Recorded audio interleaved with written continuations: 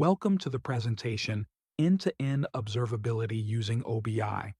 In this session, we will explore how to correlate logs with traces using trace propagation techniques powered by OpenTelemetry and eBPF-based instrumentation. ServiceFoundry. OBI enables automatic instrumentation of applications, even when you cannot modify the code directly. This allows you to collect detailed trace data without changing application logic. However, for complete end-to-end observability, especially when it comes to correlating logs with traces, a small change to the application code is required. Specifically, the log messages need to include the trace_ID and span_ID extracted from the propagated trace headers. This minor update enables seamless linking of logs to trace data for powerful context and faster debugging. Let's get started and see how it all works with ServiceFoundry and OBI. Let's walk through how trace propagation enables log and trace correlation for Go applications using OBI.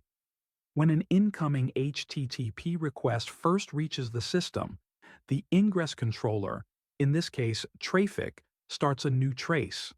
It also attaches the trace context to the request headers and forwards it downstream. As the request reaches the Go application, OBI, the eBPF-based instrumentation agent, picks up the trace context. However, to correlate logs with traces, one small but important change is needed. The Go application must extract the trace ID and span ID from the incoming headers and include them in the application logs. Once that's done, Fluent Bit collects these enriched logs, while the OpenTelemetry eBPF agent collects traces and metrics. Everything is sent to the OpenTelemetry Collector, which then exports logs, traces, and metrics to the observability backend. In our case, Grafana. As a result, we achieve full end-to-end observability, from ingress to service, with the ability to correlate logs and traces seamlessly. This screen shows how we enable tracing for Traefik by modifying its Helm chart configuration. In the custom values YAML file, we add a section called tracing. Inside this section, we set add internals to true. This allows Traefik to start internal spans for HTTP requests and trace them properly. Next, we enable OTLP by setting enabled to true under the OTLP block. We also enable HTTP and specify the endpoint of the OpenTelemetry Collector. In this case, it's pointing to the collector service in the O11Y namespace on port 4318. The insecure flag is also set to true so that the connection does not require TLS. Once this configuration is applied and Traefik is redeployed, Traefik will automatically inspect incoming requests for an existing trace context in the headers. If none is found, Traefik will start a new trace and propagate it downstream to the Go application. This ensures that every request handled by the Go app will have a valid trace ID and span ID. These can be used in the application logs for end-to-end correlation in observability tools like Grafana. On this screen, we are looking at the Fluent Bit Helm chart configuration managed by the ServiceFoundry console. This particular section is focused on log input configuration.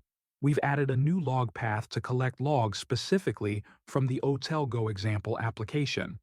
You can see the input path includes OTel Go example *.log, which allows Fluent Bit to tail all container logs matching that pattern. This ensures that our observability pipeline captures logs from the Go application as they are generated. These logs are then parsed and forwarded to the OpenTelemetry Collector, where they can be enriched, correlated with traces, and visualized in observability tools like Grafana or OpenSearch.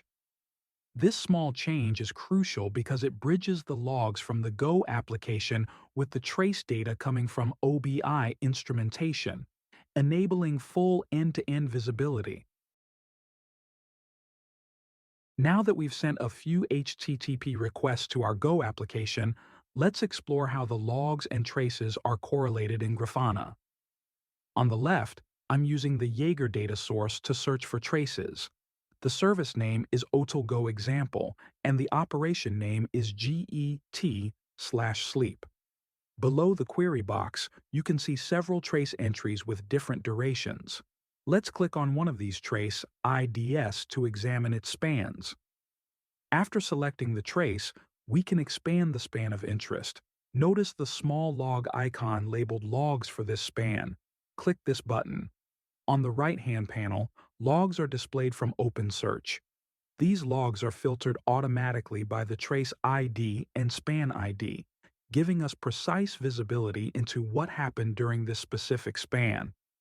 This correlation between traces and logs is only possible because the Go application wrote its logs with the propagated trace ID and span ID, and Fluent Bit collected those logs and shipped them to OpenSearch.